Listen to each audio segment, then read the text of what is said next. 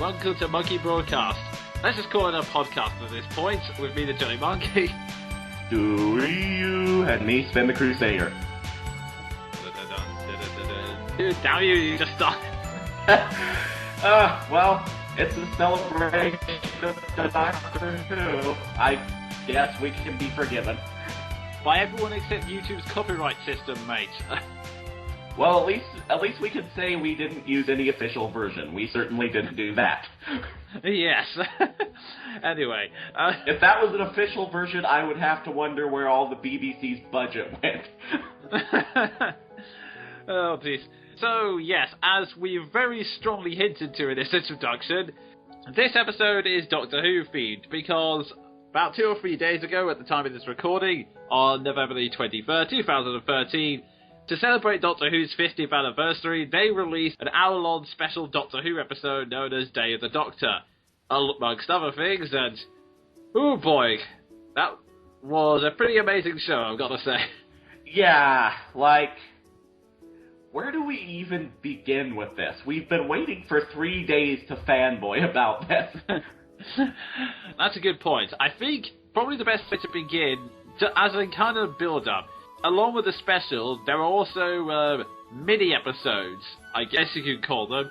They released 2 of them on BBC iPlayer and through the BBC America YouTube channel. The first is, well, it's pretty much pointless, really. It's kind of like a cutscene from a first-person shooter. It's basically, you see it all through a camera that's been placed on a soldier's helmet. I mean, what's actually quite silly, really. It has this thing where there's another soldier explaining to the camera what's going on. They're saying, this helmet will take video recordings of everything you do, and it'll be passed back to your families. Now, it has a slight side effect of producing scary images, but I promise you, they're not premonitions. Jump scare someone going, run! Cut back. No, it's alright, it's alright. It's not foreshadowing in any way. And guess what? It's foreshadowing. Yeah, along with tempting fate, we have sky trenches. Keep your eyes scanned, because if just one Dalek gets through these sky trenches, all of Gallifrey could be destroyed. Oh, that is one Dalek that's got through the sky trench. Well, we're dead. Go bloody figure, it was foreshadowing. just by the by, I gotta question Gallifreyan architecture if one Dalek can the entire planet. Yeah, we all know that Daleks are Doctor Who's greatest enemy, but there is a case for overdoing it, you know? Yeah, like, I would think that the Gallifreyans and the Time Lords would have a bit more foresight, and to use a voice break like that, would have a bit more foresight than to put up defenses for the entire planet that are so flash in the pan that they could be ruined by one invader. Yeah, also, I do have to question one thing. Sky trenches. The thing is, I think the trenches were just meant to hide away from fire and block off the enemy's advance, which you can't really do in the sky, but anyway. Yeah, I really don't. I get that this is Doctor Who and it plays fast and loose with space and time every single episode it comes on, but there is such a thing as willing suspension of disbelief, and how do you even get trenches in the sky? Yeah. Okay, so yeah, that one was just kind of silly and over the top. The second and far superior episode is a little story called Night of the Doctor. Basically, it begins with a situation you'd find in any Doctor Who episode, a space flashing, and suddenly, an older version of the Doctor appears. To be more precise, a Doctor who appeared in an attempt to revive Doctor Who. I believe it was for an American TV series, I'm not sure if they were trying to broadcast it in Britain as well, played by Paul McGann. Cue Tumblr exploding. Yeah, Paul McGann is, he's officially considered the 8th Doctor, but unfortunately, because said movie which tried to revive Doctor Who in America just wasn't that good from what I've been told, he's pretty much been sidelined, so yeah, everyone's happy to see him back there again. Yeah, because the movie was, for all intents and purposes, was a complete disaster aside from McGann's performance, he kind of got the shaft, except in audio stories, where he had, like, about 1,000 audio adventures, but there's only really a very dedicated audience that pays attention to those. Myself included. So... Fair enough, and we'll actually be getting to those later, but I digress. So the Doctor shows up, rescues the girl, whose name is Cass, by the way, and takes her back to the TARDIS. And at first, it looks like we're going through the usual Doctor Who routine of, oh, I'm going to see if you're in danger. What, in a police box? No, it's bigger on the inside than it is on the outside. Then suddenly the girl goes, wait a minute, that's a TARDIS, isn't it? And then the girl suddenly panics and tries to run away from the Doctor because... basically, there is a massive time war going on between the Time Lords and the Daleks, and pretty much everyone in the universe dislikes the Time Lords of a fiery passion. So you're kind of left with this, what's actually a heartbreaking scene where the girl's decided that it's better that she dies if she can kill a Time Lord with her, and the Doctor is just trying to get through a door pleading with Cass to come with him and escape. And the two end up crashing and burning onto a distant planet. Yeah, so not really a very upbeat episode, to say the least. And let me just add, is it just me, but is there something infinitesimally tragic about the idea that the Doctor at this point is so done with the Time War and done with people dying all around him, because trust me, the 8th Doctor probably had that way worse than anyone else in that regard, that he's just like, you know what? I'm done, I'm crashing here. Because he does not leave. Yeah, he does not escape at any time. Both of them just end up in a collapse heap. But thankfully, said accident doesn't count on the series, because, as it turns out, the planet they've crashed on is the home of a sisterhood of Time Lords who apparently references back to some Doctor Who lore, which I'm really knowledgeable on, so please forgive me. All I know is that it's the Sisterhood of Khan. Keepers of the flame of eternal boredom. To use the 8th Doctor's words. As far as I'm aware, they are a reference to the audiobooks again. So... okay. I haven't actually listened to any of the audiobooks myself, I just know the lore, so I'm guessing. Okay, fair enough. But yeah, they've been hiding in secret to create elixirs which can control and kickstart regeneration. The Doctor's way of cheating death, or in other words, way of changing actors. And as Sven said, the 8th Doctor's just willing to just go, look, I'm done. I don't want any part of the Time War. I'm fed up. I just want to die at this point. But the sisters keep pressing him, saying that he is the only one who can end the Time War and he has to regenerate. So, in the end, he takes the elixir that will regenerate him into a warrior. And then, one interesting note, which has been sending Doctor Who fans in joyous celebration on its own. Just before he takes it, he lists off several names and goes, I salute you. These names may not mean anything to just casual fans. To fans of said Big Finish audiobooks, he lists all the companions of those adventures. In other words, the Big Finish audio dramas are now official canon. And I gotta say, I'm okay with that, because the Big Finish audiobooks gave the sadly underappreciated final 3 Doctors of the classic series something to do, so I'm not complaining. Point is, loads of people are happy about that, and he regenerates into John Hurt.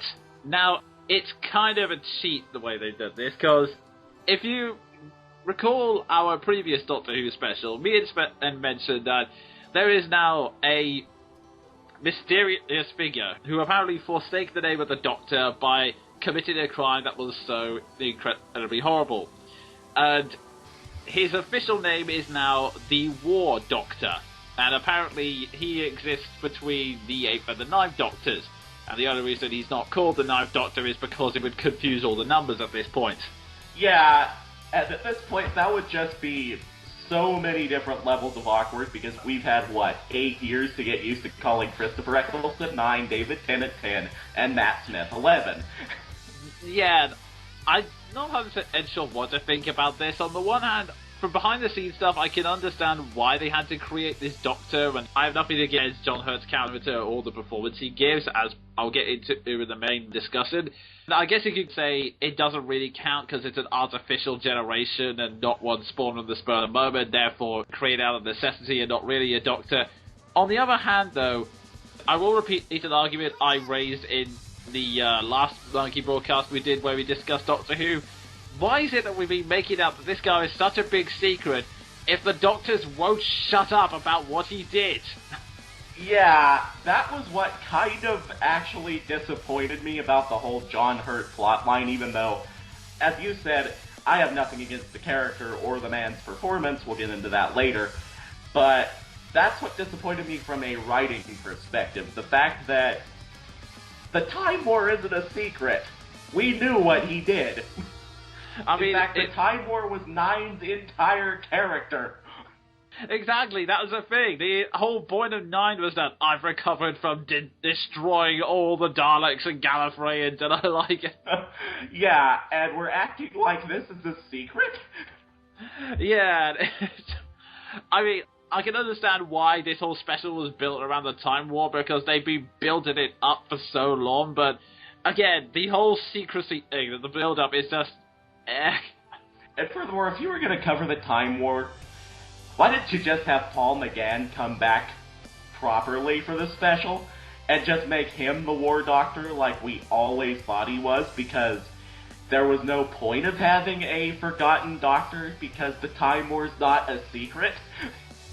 Yeah, I mean, the only guess I can think of is, well, there are two reasons. One for behind-the-scenes stuff, which I'll explain later. The other one is just to have that big plot twist at the end of The Name of the Doctor. Which, at this point, in hindsight, that big twist is barely even a twist. It's just, okay, so there was a regeneration that happened that we didn't know about. Yeah, okay. Pretty much. And it kind of just a damper on things because, well, that episode, aside from one or two twists, doesn't really mean anything. Yeah, that, at this point, the one big thing that happened in that episode is no longer a big thing at all. Yeah, some of the concepts of the episode we're going to see revisited down the line and they reference, but otherwise, the whole leaping into the time stream thing, it's quietly resolved off screen, and then this big secret of a bit of Doctor, we've now found, oh, it's just another regeneration. That kind of counts, but doesn't.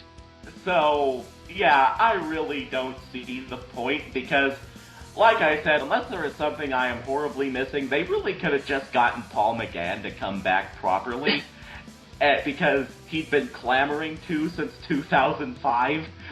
Yeah, and he did say himself he had a lot of fun doing the whole thing, but... But, yeah, I guess I don't understand the bureaucracy of it. I'm just questioning why this was even necessary, even though it made for a very good special. Yeah, that's something we mustn't forget. I mean, ignoring the kind of anticlimax of that particular twist, the special itself was really good, and Paul McGann delivered a great job, and if nothing else, I'm actually considering buying some of the audio stories just to hear him in action, so if any of you who are listening have already downloaded the audio dramas, recommend some good ones. That would be really helpful. Yeah, I think I'm going to do that down the line whenever money is a thing that happens. Fair enough. But yeah, the special has certainly gotten me way more into 8 than the one movie did. Oh, yes. But of course, this is all build up, so we now get into the big episode itself, which was also released in cinemas, none near my area, unfortunately, but never mind. The big episode known as The Day of the Doctor. Was that dramatic enough? Do I need to up it up a bit, or...? I think if you just apply the usual, unbelievably deep bass voice with, echo effect in After Effects, that'll be just fine. God damn it, Sven! I had everyone believing it was natural! Really? Because speaking from a voice acting standpoint, I was not fooled. Damn it! But yeah, plot summary. The Doctor is called in by members of UNIT, a special organisation designed to combat aliens, as there have been some special paintings, to be more precise, Time Lord art, where a single moment is frozen in time inside a picture frame, so it kind of looks 3D-ish. Fancy effects! Yeah, basically just an excuse for them to play up the 3D line. pretty, pretty much, yeah. But anyway. There are pictures that once had figures standing in them, but now these figures are missing. And apparently it all relates back to a plot that started during the reign of Elizabeth I. And it's an invasion of a terrifying evil. But in the middle of that, a time vortex suddenly opens up, and the Doctor suddenly remembers that this is significant, so he jumps into it, and he ends up meeting two figures. The first being the 10th Doctor, back in Elizabethan times when he was stumbling across said plot, and teaming up with Elizabeth I. And if you're thinking, that sounds strange, they then stumble onto the War Doctor, played by John Hurt. See, John Hurt had obtained this mystical weapon called the Moment, which is apparently a weapon so terrifying that not even the Time Lords want to use it, despite the fact that they are losing to the Daleks very, very badly. Yeah, and just as a side point, the introduction that they give to the Moment as a weapon just kind of reinforces the points that we learned in Night of the Doctor, because apparently this is the Time Lords' last weapon of mass destruction. They have used every other one. Yes. They have fired pretty much every single weapon of mass destruction they have, except for this one. That's how afraid they are of this. Yeah, which apparently is saying a lot, because they've expended every other weapon of mass destruction in their arsenal, and apparently had very few qualms of doing so, because now the entire universe is afraid of them. But yeah, said weapon apparently developed an interface with this developed conscience, and said conscience appears to the War Doctor as Rose Tyler. Okay. To which I say, again, what was the point? And furthermore, what was the point of advertising Billy Piper's appearance as actually being Rose? Yeah, I don't know if it was actually advertised as Rose. I only saw the big trailer on TV, and to be fair, it just showed Billy Piper. But yeah, it was kind of weird. They say that it uses someone from the Doctor's future, and admittedly, the character in the interface is a lot more interesting than Rose, but moving. Yeah, we're not here to whinge about Russell T. Davis's companions. Yeah, moving on. Said interface out to the Doctor and goes, why not pop into the future to see how your other cells react to the whole atrocity you're about to commit? So we then have two plots going along of all three Doctors and UNIT trying to stop the secret invasion of the alien race, which, oh what the hell, they're Zygons. That's the race. They appeared way, way back in one old Doctor Who story, but yeah. Yeah, and apparently they're David Tennant's favorite monster. I have no idea why. They appeared in one story, and they look ever so slightly like giant phalluses with suckers. Yes, so, to be honest, the whole thing with the Zygon plot, I will say right now, it is incredibly superfluous. Like, act like big monsters and are big scary, but they're kind of just there to move the plot along and have some kind of conflict, because, in all honesty, it's a very basic plot, and it gets resolved very easily.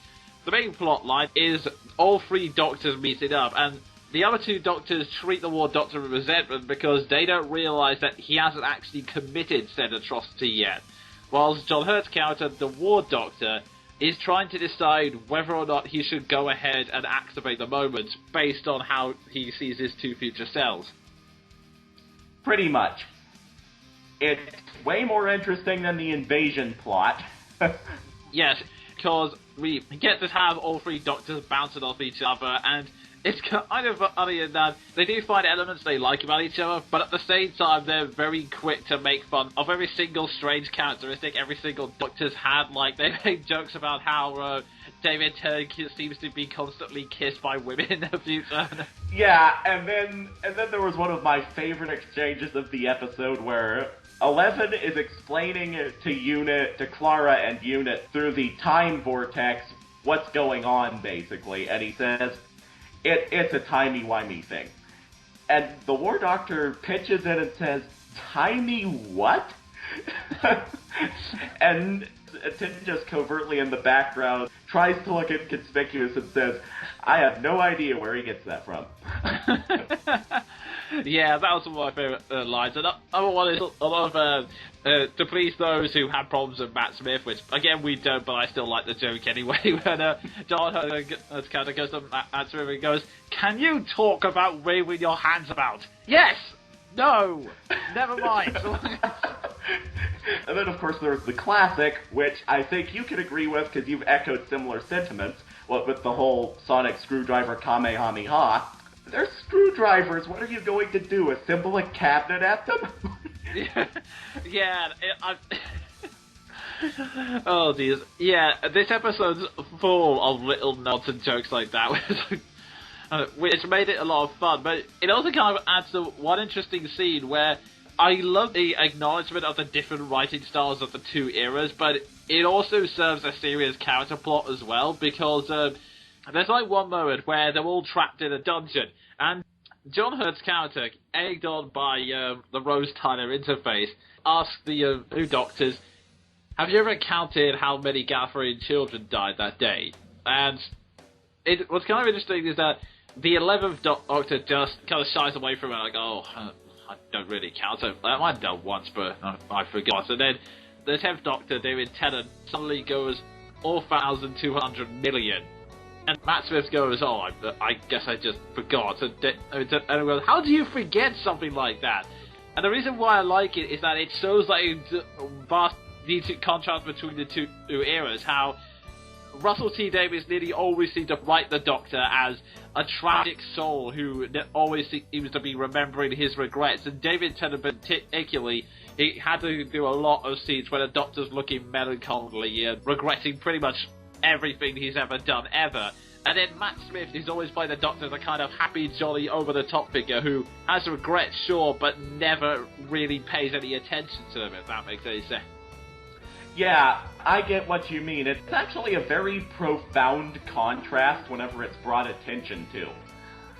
And I kind of like it because it's like dig at the two writing styles, but it's also brought round to actually mean something rather than a vast contradictions.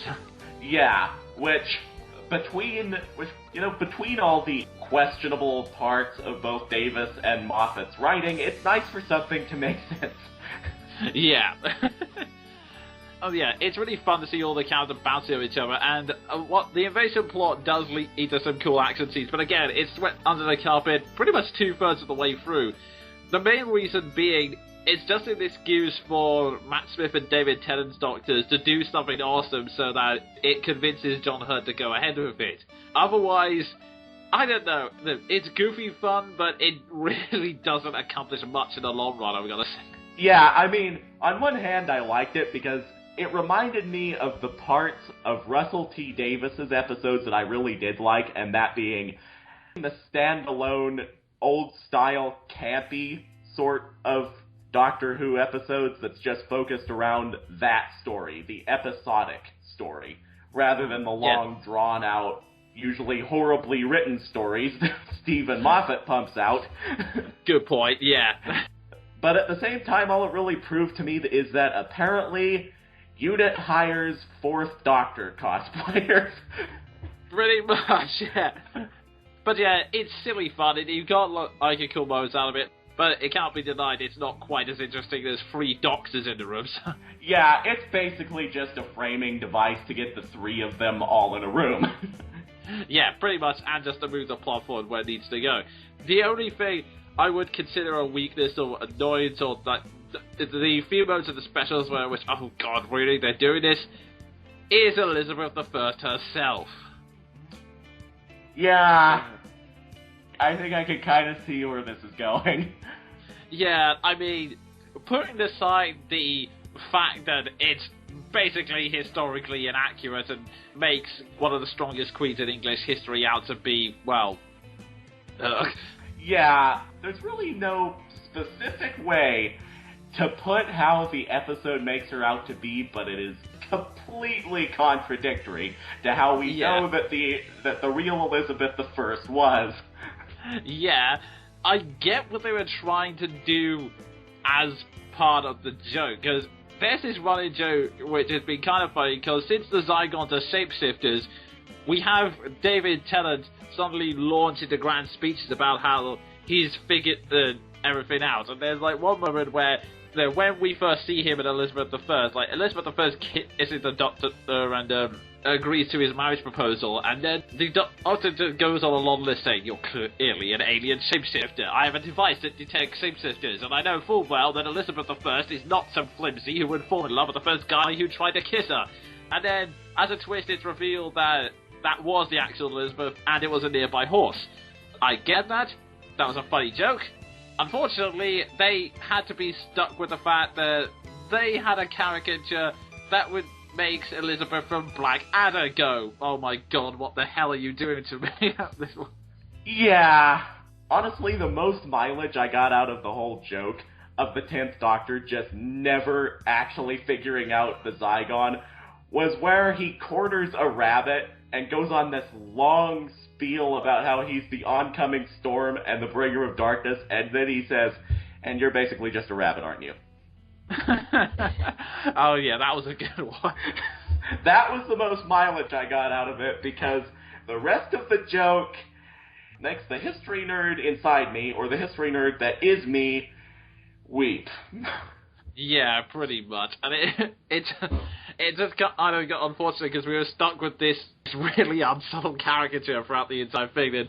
And yeah, she showed to be strong and smart enough to stab the Zygon that was trying to impersonate her later down the line.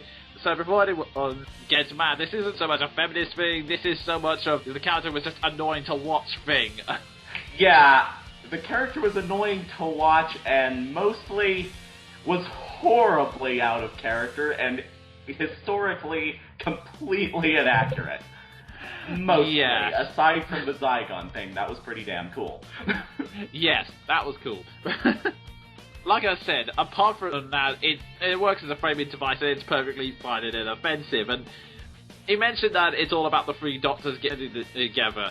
And I would be honest, the interaction between the Doctors more than makes up for it, especially the finale, which I will mention right now, we are going to discuss. So spoilers, massive spoilers. Like the biggest spoilers you can imagine since the start of the series. Literally, the new series. Yeah. Basically, the old Doctor's about to go ahead and press the button.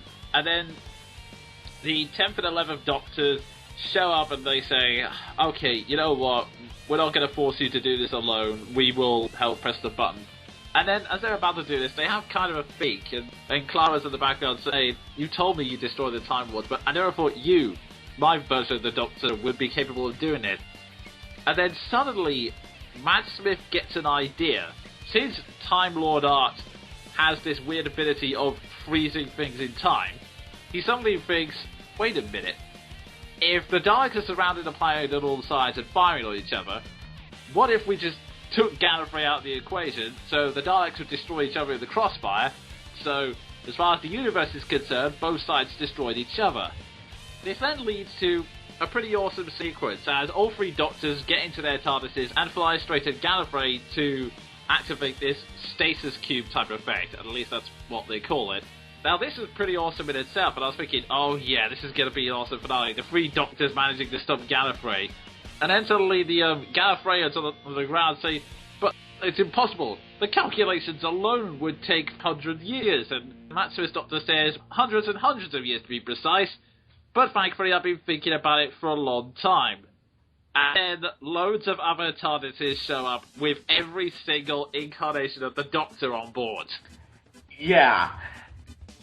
And I'll just take it from here by leading into possibly my favorite moment of the scene, where the Time Lords are saying, it's the Doctor, all 12 of them. And then one of the Time Lord staff says, no sir, all 13, and Peter Capaldi cameos. Like, yeah. I was like, holy crap, is there a better way to debut as the Doctor in the 50th anniversary saving Gallifrey?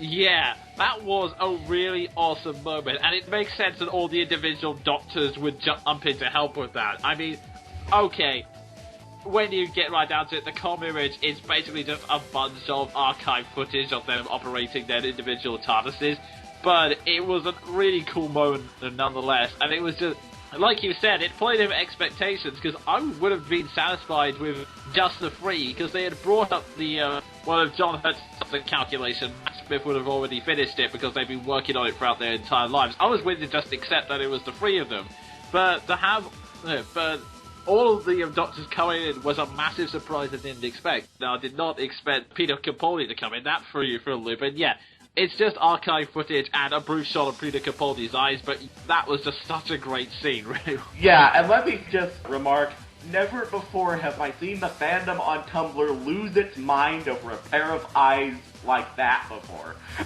Yeah. Because that's just an amazing debut to just be able to show up for 2 seconds as half a face and have the entire fandom just go, what the hell? Nothing else, that was an intense glare he gave as well. Yeah, like, my first thought was, well, now, we got a badass over here. Yeah. So yeah, that would be interesting to see if he carries on that thing in his run of the Doctor when it actually begins. Yeah, which now I am really looking forward to. Yeah, and it's kind of funny because not only is it a cool scene by itself, but the implications are one that basically completely rewrites what we've been thinking about the series, because as we mentioned, the entire point of Nine's character, and it had repercussions for all the Doctors afterwards, is that they committed this atrocity during the Time War, and all of Gallifrey and the Time Lords are dead because of the Doctor. And now it's revealed that never happened.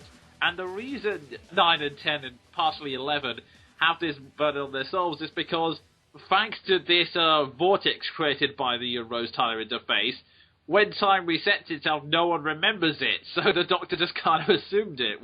Yeah, which, whenever you think about it, that makes 9 an even more horrifically tragic character, because he is carrying the burden of a genocide that never happened. But on the flip side, you know, hey, at least the Time Lords weren't actually dead. Yeah, I mean, on the one hand, if you were cynical, you could say that this is one gigantic cop-out, but on the flip side, this honestly feels a lot more in character with the Doctor, you know, because the number of times the Doctor has always been in a position when he was saying, I won't commit this atrocity, I won't kill millions of innocent people, and then just one time he went, oh, feck it, I'll do it anyway. Yeah, honestly, I never actually thought of it that way, but you actually have a point. It's more in the Doctor's character to just say, you know what, screw it, third option. I don't care what it is, I'll make one up. Yeah, so it depends how you feel about it, whether you wanted the Doctor to have a dark moment, or whether you just wanted it to think of a third option to save the day. But as far as I'm concerned, it's more within the character they presented over New Who. I mean, I don't know, maybe one of the classic Doctors was more darker and probably would have accepted him. Yeah, looking at you, Colin Baker, looking at you. I did actually want to add that this whole thing gives a whole new context to the face of Bo's last words, doesn't it? You are not alone. Wow. You're absolutely right, I completely forgot about it. Yeah, like, I saw that, and then I went on Tumblr and saw a post about the face of Bo being right all along, and I was like, oh my god, how long have they been planning this? Because that would totally make sense for a 5 billion-year-old being to know that.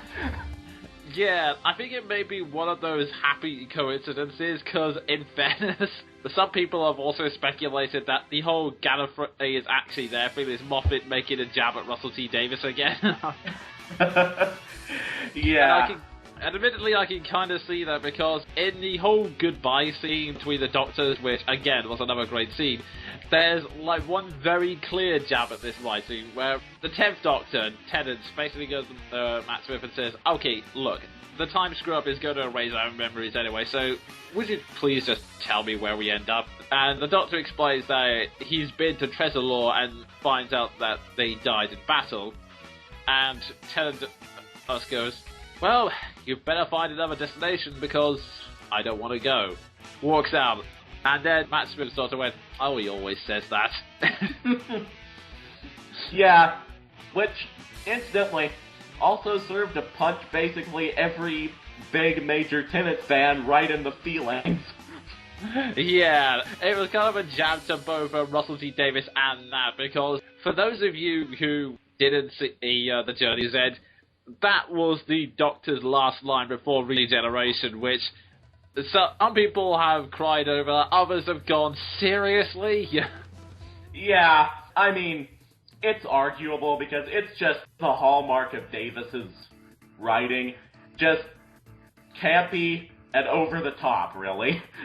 Yeah, although in fairness, it could have been a lot worse, because the original script was actually written so that he would scream it out as he regenerated, but it was Tennant who stepped in and said, I don't think the Doctor would really be that sentimental about it. Oh, good old David Tennant.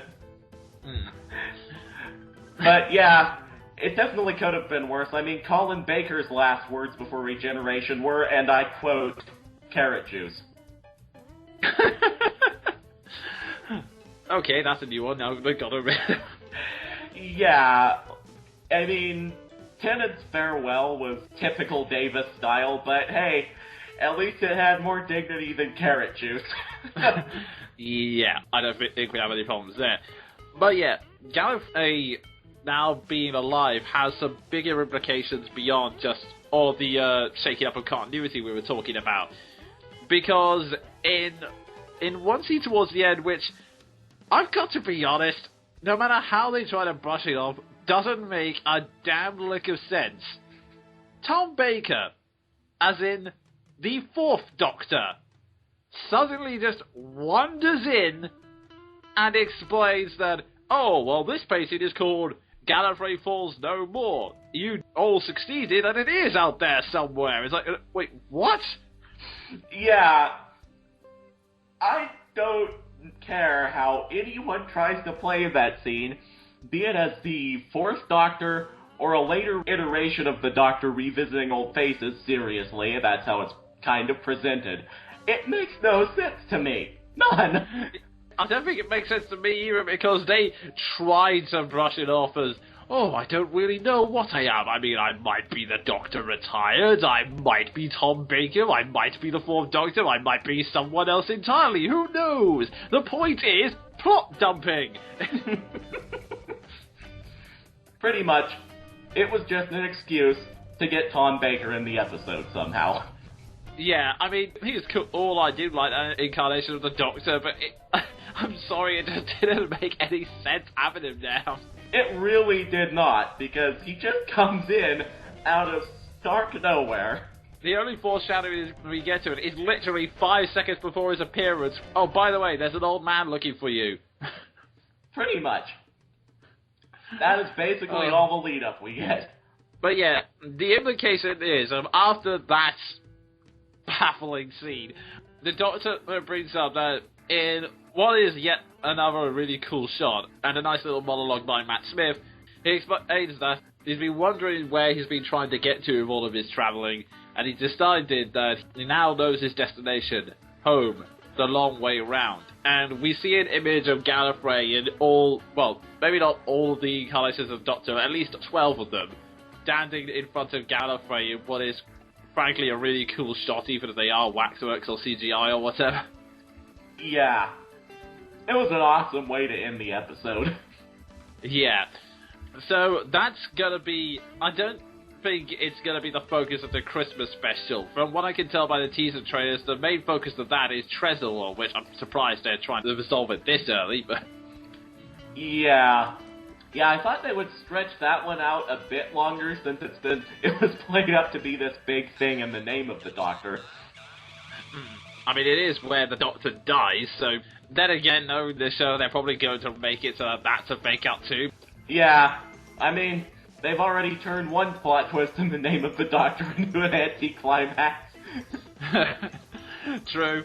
But yeah, but aside from the Christmas special, it seems like the Doctor now has a kind of destination. I mean, maybe that's going to be the next arc that Moffat sets up, but the idea is that the Doctor is now trying to find Gallifrey or a way to restore it, which is actually kind of interesting, I'm not going to lie.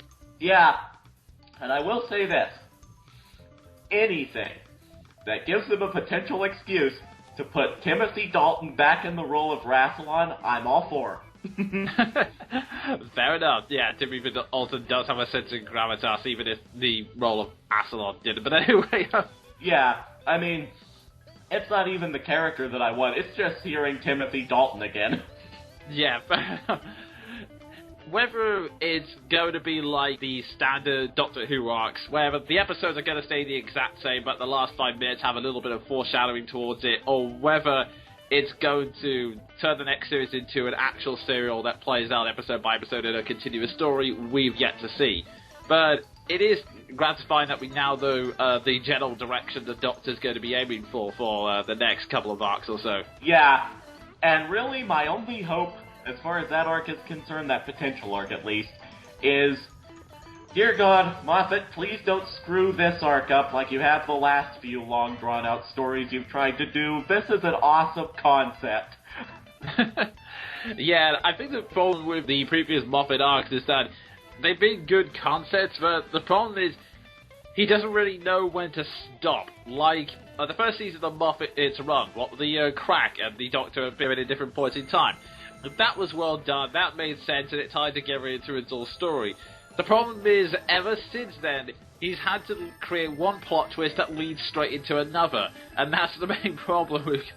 Yeah, like, I won't deny, Series 5, his first series, was excellent. But ever since then, it's kind of been downhill.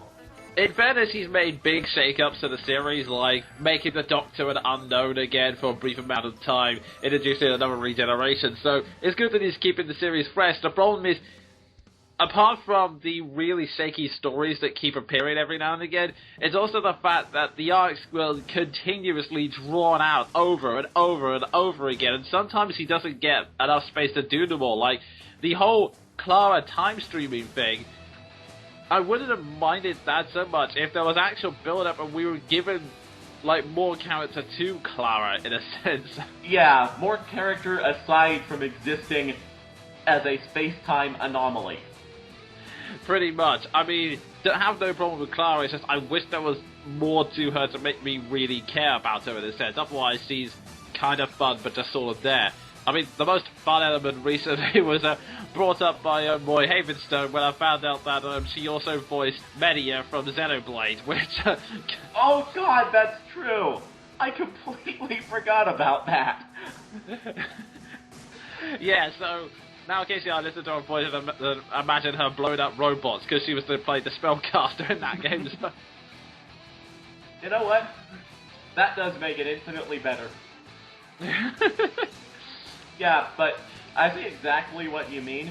I wouldn't have an issue with a companion being such an important figure compared to all the rest, since before this point they were basically just normal, everyday people, but now we have a space-time anomaly heavily written into the Doctor's backstory. I wouldn't have a problem with that if that wasn't the only part of her character. Yeah, we're getting kind of off topic now, to be fair. So, one last element I want to talk about before we get to the summary as well. I can't confirm this because this could just be one of the internet rumors, but I mentioned before that the creation of the War Doctor seems really, really strange, but I think the main real reason for that was because I can't remember where I got it from. So like I said, citation needed, to use Wikipedia language. Apparently, the War Doctor was created to fill in the role Eccleston would have had in the special, but this really weird relationship Eccleston's had with Doctor Who ever since he left, where he's basically, I'm proud of being the first new Doctor, but I don't want anything to do with the show ever again, in a kind of strange way. I mean, I don't know the exact politics behind it, whether it's just Eccleston not wanting to be typecast or whether he really despises the crew of the BBC, but when you keep that in mind, when we have the big tense moment where the War Doctor, Tennant's Doctor, and Matt Smith's Doctor were all placing their hands on the button that would activate the big weapon, part of me did wonder, would it have been better if Eccleston was there? Because it would have been a nice trio, and like you said, the whole tragedy of the Time War was more related to Eccleston's character, so that would have given it more impact. And at the same time, John Hurt really did give a good performance, and I think he was able to carry off some of the jokes because he kind of serves as a link between the classic era and the old era, so we were able to get the jokes like assembling a cabinet on them. Yeah, he pulled those off really well.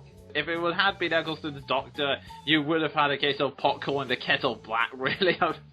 Yeah, because honestly, he was kind of the one who started it, mildly, and then the 10th Doctor just took it from there, pointing his screwdriver at everything. That sounds like a horrible innuendo that I'm not even gonna touch. Yeah, so it's kind of one of those things. I will be constantly wondering what could have been, but at the same time, given the hole he had to fill, John Hurt did an excellent job. The concept of the War Doctor, it does feel kind of phoned in, especially since we very rarely see the War Doctor actually fighting. I mean, we see him blowing up a Dalek, and most of the time we see him using the gun was just using it to spell letters in the wall. Mm-hmm. Basically like me in a Star Wars game. It would have been nice if they wouldn't have piped in a regeneration at the last minute, because A, Eccleston has problems with the show, and B, he was busy filming Thor 2 at the time. Oh yeah, that's a good point. Yeah, that would also make sense. Yeah, he was too busy playing one traveler from space to play the other. Yeah, fair enough. Also thinking about it, if it had been Eccleston's Doctor, it would have been really hard to have that secret that they named with the Doctor. He is my secret. He's the man who broke the promise. Isn't he your 9th regeneration? Shut up! We don't talk about it. It wasn't that long ago. Look, shut up, Clara, listen. Yeah, and then the name of the Doctor basically would have been completely useless as an episode. Yeah, it would have just been Richard E. Grant going, well, I am writing my villain out of the story now. Pretty much.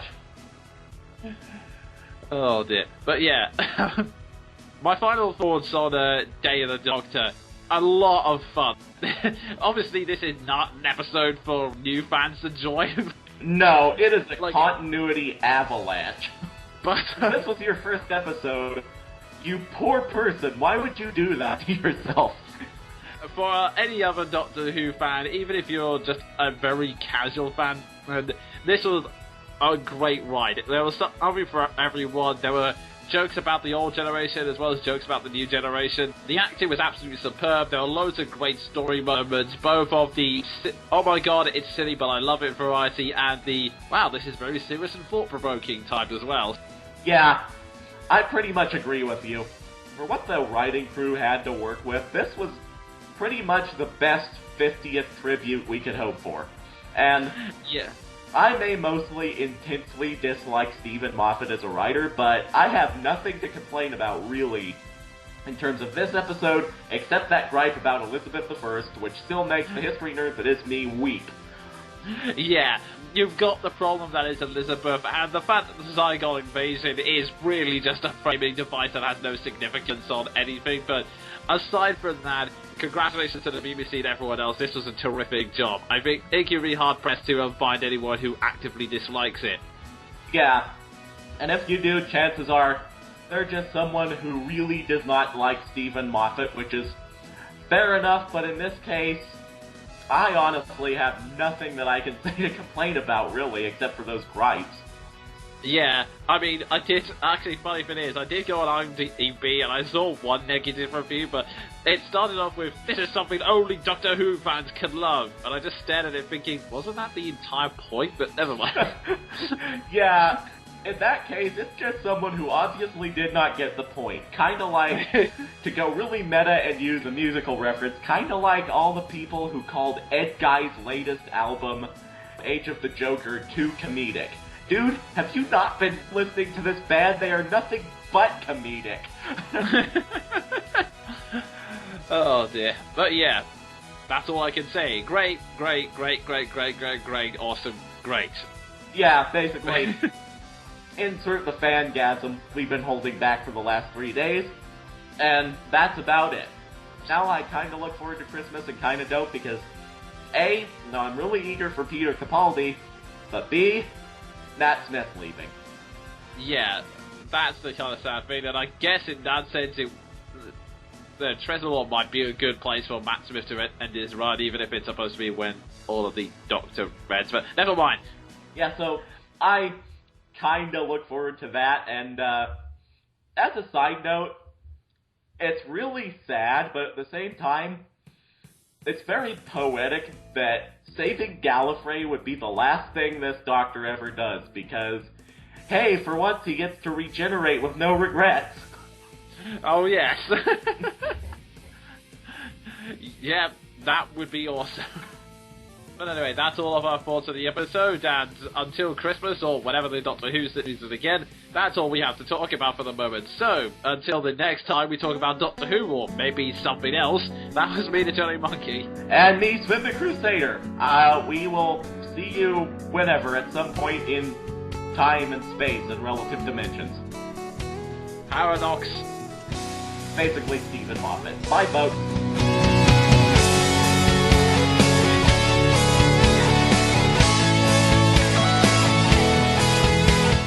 That was Monkey Broadcast, a monthly review and discussion show hosted by the Jonin Monkey and Sven the Crusader. If you feel that you've been the subject of slander or that your copyright has been misused, please PM me and I'll try and get round to fixing it as soon as possible. We also welcome any comments, be it feedback or your own viewpoints on any of the things we've discussed. Until next month, have fun, kids!